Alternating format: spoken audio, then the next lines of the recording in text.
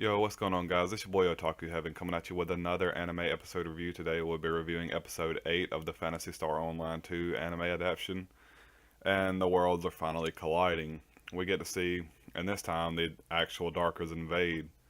This starts off by Itsuki's really curious going about what Aika's been doing. So he spends the whole episode failing basically to follow Aika around. Aika is pretty much completely aware of it. She obviously has some kind of military background because she's most likely from the PSO2 world, in my opinion, or she's working for the government somehow in order to stop the invasion from the PSO2 world into the real world. But she stops every single advance that Izuki tries to make into following her and figuring out what she's actually doing. And one time he actually gets pretty close to see what she's about to do, and then Silver stops him from doing that and makes him take her out on a date, which is extremely weird considering how young Silver is. But he basically spent a bunch of money on a bunch of good ice cream and stuff for her, so he was pretty broke after that, is what it looked like. Moving along though, we actually got to see the Darkers invade. Well, Itsuki goes into the game, finds Aika because someone in the game told him where Aika was because he had been searching around the whole time in the game, trying to see if anybody had seen Aika. And the whole time, Rena's getting extremely jealous the whole episode. So she really wants to know why he's got such an admiration for Aika, which is really not. He's just really curious about her. But he goes into the dungeon or the field to try to help Aika because Aika manages to almost kill the dragon that she's fighting, but she fails. So Itsuki goes and tries to attack him, and he stabs Itsuki in the stomach with his horn, pushing him all the way back. And then as Itsuki's starting to get back up, he bounces back and fires a huge fireball. Aika cannot protect him at this point because she's simply not fast enough, and she tried to warn Itsuki about going to attack the dragon at that point in time because his recovery time was obviously very good. And right before the dragon's attack actually hit, Itsuki puts up his guard, manages to guard it, and then in the middle of the guard, he awakens. But his gear kind of looked like Rena, so it almost looked like he fused with Rena. We didn't get to see Rena anymore this episode, so um, Ika's like, you'll realize what happened later on. So my initial thought at this point was that something happened. She fused Arena. Arena came in to save his life, and now Arena's dead or something.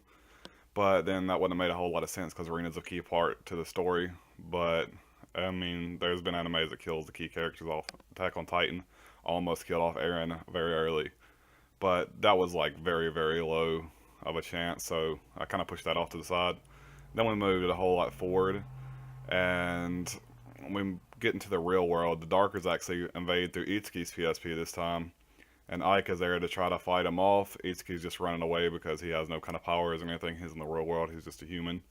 But then, as he's trying to run the second time, when Ike actually tells him to run, he wakes up. A sword starts to appear in his hand, and slowly the armor appears after that. And then he starts to fight, or to get ready to fight. And Ike's like, "Well, he's finally awakened." That's pretty much where they left us off.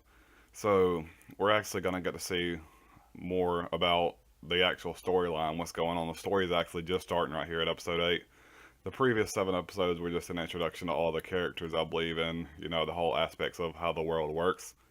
But now the storyline is actually starting, and it's going to get really interesting, especially within the next 4 episodes. They got to wrap it off with something really good in order to get season 2 popping, and get it to stay above water basically, because the first 7 episodes didn't really grab a whole lot of people's attention. The only people's attention that it grabbed were the people that were PSO2 fans and maybe a couple more that just watch anime because it's there, or watch every anime that releases, because I know some people that do that. But overall, this episode, the setup was amazing. There wasn't really any character progression with it, well, except for Rina basically showing how much she cares for Izuki by getting jealous because she thinks he's been out on a date with Aika, and because Silver basically told Rina that he was out on a date with Aika, because when Silver interrupted the date and took him out on a date herself, that's what she said. Where she ran across Itsuki in the real world, and then Rina was getting very jealous at that point as well.